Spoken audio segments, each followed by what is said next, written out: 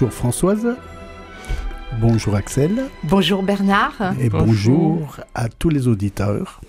Donc aujourd'hui, nous allons présenter un tableau de Murillo, La Sainte Famille à Loisillon. C'est un tableau qui a été peint en 1650 et qui est visible au musée du Prado. Alors, ce qu'on peut dire sur ce tableau, quand on le voit, quand on est devant, c'est déjà la présence de Joseph qui marque immédiatement le regard. Joseph, déjà, est un personnage qui est jeune, contrairement à beaucoup de représentations qu'on peut avoir sur le Père de Jésus, et qui a une stature assez imposante. Tout à fait.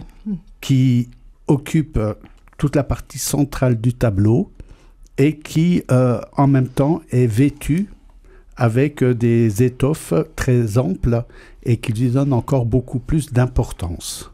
Et Jésus, qui doit avoir à peu près 2 ans, s'abandonne un peu sur les genoux de son père. Il est debout, il a un bras sur le genou de son père, il joue avec un oisillon et il joue également avec un petit chien qui regarde l'oisillon. Et Marie, à l'arrière-plan, avec un regard plein de tendresse, regarde Joseph, l'enfant Jésus, qui s'amusent tous les deux.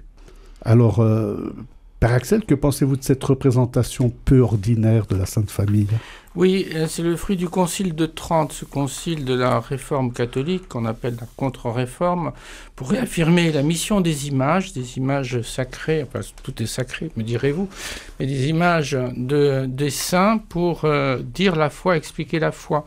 Donc le Concile de Trente a demandé qu'on arrête de peindre des Saint Joseph très âgés, parce que ça s'inspirait d'un évangile apocryphe, et de revenir au texte. Donc vraiment on a demandé, et l'école espagnole va y répondre à merveille, notamment chez le Gréco, un peu avant ce tableau, même siècle, va demander à ce qu'on représente un jeune juif d'une 30aine d'années. Et c'est à peu près l'âge du peintre. Il représente Joseph, mais aussi à son âge, qui est, à l'époque, Murillo a 32 ans, ce milieu du XVIIe siècle. Alors, ce qui est très aussi nouveau, c'est que d'habitude, l'enfant est toujours dans les bras de sa mère ou près de sa mère, et parfois la mère et l'enfant seuls. Là, c'est Joseph, c'est lui qui tient l'enfant, c'est lui qui le tient et en même temps qui nous l'offre. Alors ça, c'est la mission aussi des saints, d'être médiation de grâce.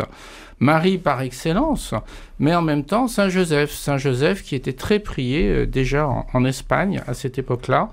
Il n'y avait pas encore d'église dédiée à Saint Joseph avant Thérèse d'Avila, un siècle avant, puisque c'est en 1560 que Thérèse d'Avila va commencer à confier tous ses monastères, dont le premier à Avila, à Saint Joseph.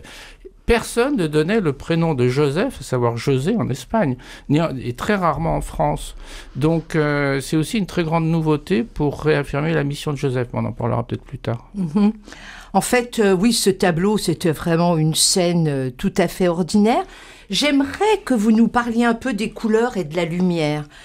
Il n'y a pas de source de lumière visible, juste une impression de voir une lumière émaner de l'enfant. Pouvez-vous nous en dire plus ? Vous qui aimez bien les couleurs, vous allez nous en parler ? Ben oui, bien sûr. J'aime beaucoup les couleurs.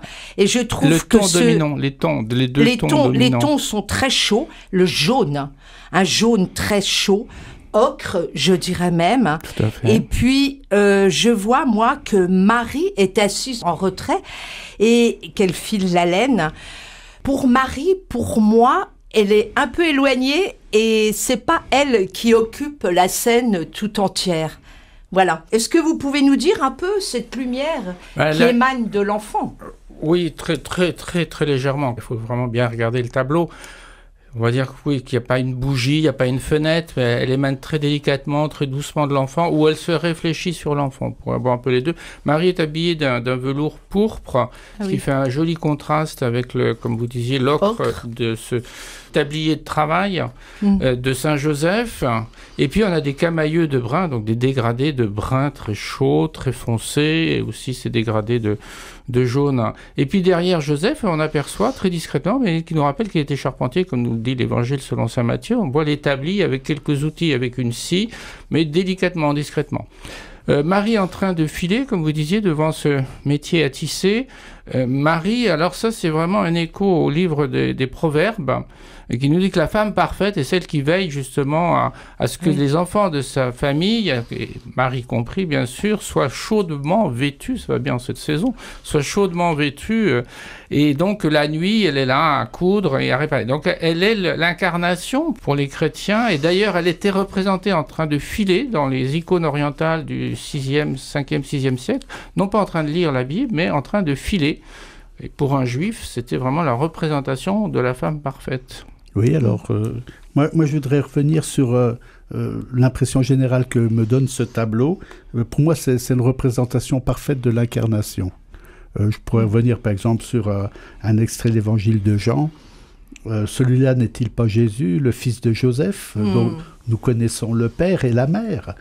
Comment peut-il dire maintenant « je suis descendu du ciel » alors qu'on est dans un ordinaire absolument parfait. Tout à fait. Avec effectivement le mari qui file, les outils de Joseph. Tout à fait. La femme au foyer, en fait. Tout à fait. Alors, l'importance, oui, tout à fait, je suis d'accord. Dans ce tableau horizontal, les gens pouvaient se retrouver, dire, bah, tiens, c'est comme à la maison. Et c'était vraiment pour dire, c'est l'époque où Thérèse d'Avila avait dit, si c'est à la cuisine qu'on vous emploie, comprenez bien que notre Seigneur est là au milieu des marmites. Eh bien, oui, le Seigneur est là au milieu de ce jeune couple, entre l'établi, entre le métier à tisser. Eh bien, Jésus est au milieu. Oui. Et c'est aussi, Thérèse d'Avila avait confié ses monastères. Elle disait, à une porte, j'ai mis Saint Joseph, à l'autre porte, j'ai mis Marie, et au milieu, parmi nous, Jésus. On a exactement la composition. Elle disait ça dans son autobiographie, qu'on appelle La vie, un siècle avant, ce tableau. Donc on est vraiment dans... Alors pourquoi les gens sont habillés comme on l'était à cette époque-là? Pour nous dire, l'incarnation c'est aujourd'hui. On savait comment était habillé un oriental, il y avait suffisamment de croisades pour le savoir. Mais on les habillait comme les gens de l'époque, parce qu'on disait c'est aujourd'hui qu'il s'incarne chez toi, que la Sainte Famille te demande asile et un bon petit lit pour l'enfant. Merci Père Axel. Merci beaucoup pour cette scène. Merci à vous, surtout à vous deux, pour cette préparation.